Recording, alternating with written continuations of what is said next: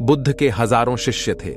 जब उनका कोई शिष्य बुद्धत्व को प्राप्त हो जाता, वो उसे किसी एक दिशा में भेजकर वहां के लोगों को जागरूक करने और ज्ञान देने के लिए जाने की आज्ञा देते थे। बुद्ध का एक शिष्य बुद्ध के संदिग्ध में 6 वर्षों से था।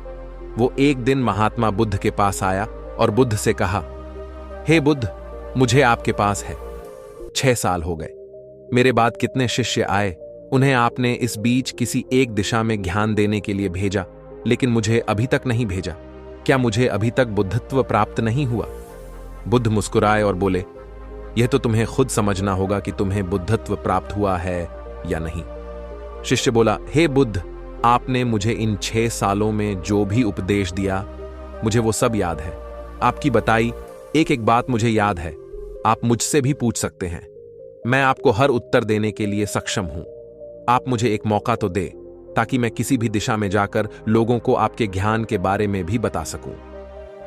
बुद्ध ने कहा, ज्ञान की बातों को याद रखने से कुछ नहीं होता, जब तक आप उसे अपने आचरण में ना लाओ। जब तक आप किसी भी चीज को अपने आचरण में नहीं लाओगे, तब तक आप दूसरों को नहीं कह सकते कि वो उसे अपने आचरण में लेकर आए। शिष्य ने कहा, जो भी हो, कृपया आप मुझे एक मौका दें। आप मुझ पर भरोसा रखें। मैं सभी को अपने ज्ञान से प्रभावित कर सकता हूं।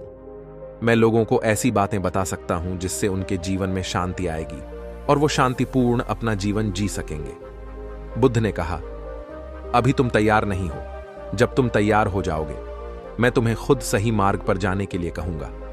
शिष्य ने कहा, क्यों बुद्ध? आपने मुझे इन 6 वर्षों में इतना भी ज्ञान नहीं दिया जिससे मैं लोगों को प्रभावित कर सकूं। बुद्ध ने कहा, ठीक है, तुम पूर्व दिशा की तरफ जाओ। वहां तुम्हें एक गांव मिलेगा। उससे तुम भिक्षा मांग कर लाओ और वहां के लोगों को अपने ज्ञान से मदद करना। कल सुबह तुम वहां अकेले जाना और शाम को आकर मुझे बताना तुमने कैसे वहां के लोगों की मदद की। वह शिष्य ये सब सुनकर बेहद खुश हो गया और बुद्ध का आशीर्वाद लेकर चला गया।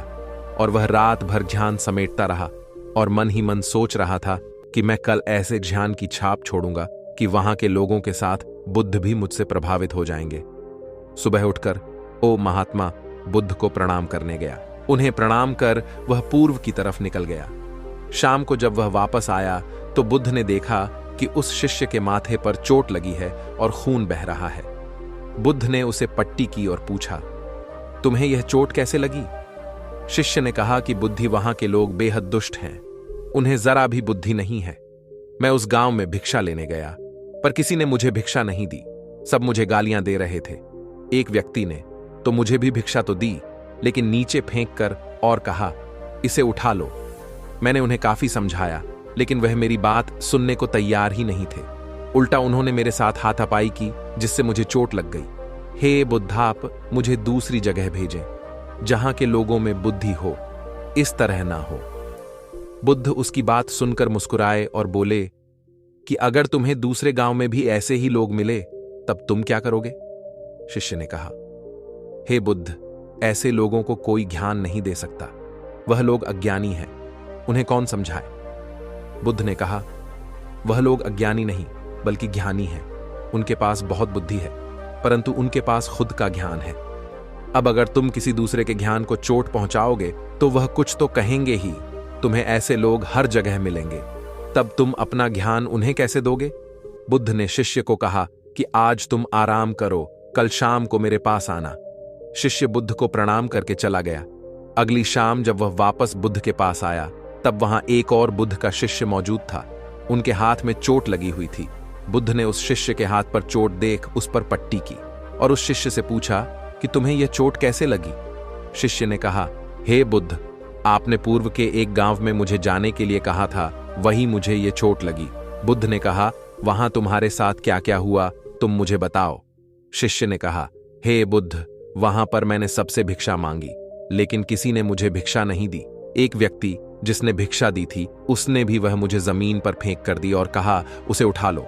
मैंने चुपचाप उसे उठाकर अपने पात्र में रख लिया और उसे कल्याण का आशीर्वाद दिया। तब उस व्यक्ति ने मुझसे कहा, आप बड़े ही अजीब व्यक्ति हो। मैं आपका अपमान कर रहा हूं और आप मुझे आशीर्वाद दे रहे हैं। मैंने उनसे कहा कि आप धनी हैं, आपने मुझे दान दिया है, इसलिए मैं आपको आशीर्वाद दे रहा हूं। फिर वहां से मैं आगे गया तो कुछ लोगों ने मुझे वहां से जाने के लिए कहा। उन्होंने मुझे कुछ अपशब्द कहे और मुझ पर कुछ पत्थर फेंके, जिससे मुझे चोट लग गई। जब मैं वापस आ रहा था तब मैंने एक मां को रोते हुए देखा। वह अपने बीमार बच्चे को लेकर चिंतित थी। मैं तुरंत जंगल से जाकर उसके लिए जड़ी बूटी ले आया, लेकिन वहां के लोग मुझे जड़ी बूटी देने नहीं दे रहे थे। फिर मैंने उनसे विनती की कि वह मुझे उस बच्चे का इलाज करने दें। उसके बाद वो जैसा कहेंगे मैं ठीक वैसा ही करूंगा। उसने गांव वालों को मुझे भिक्षा दी थी, तब उन्होंने मुझे उस बच्चे को जड़ी बूटी लगाने दी। उसके बाद वह बच्चा ठीक हो गया। फिर गांव वालों ने मुझसे अपने किए गए अभद्र व्यवहार के लिए क्षमा मांगी और मुझे धन्यवाद कहा। फिर मैं वहां से वापस आ गया। हे बुद्ध, आपसे एक विनती है। उस गांव के लोग बहुत भोले भाले और सीधे हैं। क्या मैं रोज उसी गांव में जाकर भिक्षा मांग सकता हूं? यह सभी बात वो पहला शिष्य भी सुन रहा था। उसने यह सुनते ही बुद्ध के चरणों में गिरकर कहा कि हे बुद्ध, मैं समझ गया हूं कि अभी मैं उस लायक नहीं हुआ कि दूसरों को ज्ञान दे सकूं। बुद्ध ने कहा, हमें बाहर वैसे ही लोग दिखाई देते हैं जैसे हम भीतर से होते हैं। जब तक हम स्वयं को नहीं बदलते तब तक हम किसी को भी नहीं बदल सकते। खुद में परिवर्तन करना बेहद जरूरी है। कोई भी बात बताने से पहले उसे आचरण में लाना बेहद जरूरी है, क्योंकि आचरण में लाई हुई चीज को बताना समझाना बहुत आसान होता है और उसे लोग बेहद आसानी से अच्छे से समझ पाते हैं। दोस्तों, आपने क्या सीखा? इस पोस्ट से जरूर बताएं।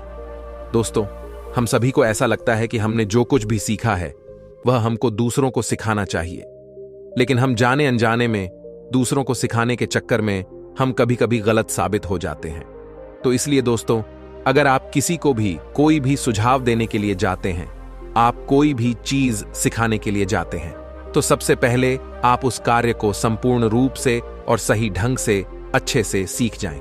और आपको जब यह पक्का प्रूफ मिल जाए कि अब मैं इस कार्य को संपूर्ण रूप से सीख चुका हूं, अब मैं दूसरों को सिखा सकता हूं, तभी आप दूसरों को सिखाने के लिए जाए।